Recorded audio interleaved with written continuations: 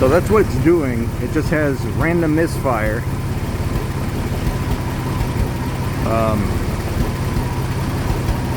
So we got open wide pipe, so there's no converters, so the exhaust is straight open.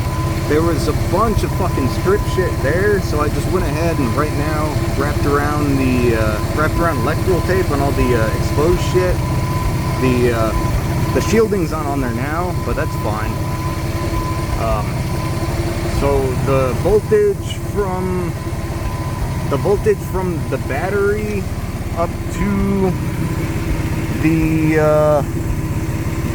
I guess the coil wire is 13 volts, which is a little high, but it's not jumping around when it misfires, so I don't know what the fuck that's about. It's since I did all this shit, it's gotten a lot better. Like when I drove home on Friday, it would have been dead already, so that's cool. And then the temperature seems to be sitting a lot lower than it usually does. It's usually, when I'm driving, it's up to about 200, which is higher than I want.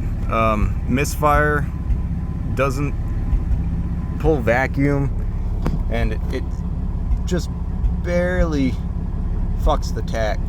Like, it's not jumping around crazy or anything. It's just doing what the engine's doing. So I don't know if that's the problem. And then every time it misfires, it goes lean.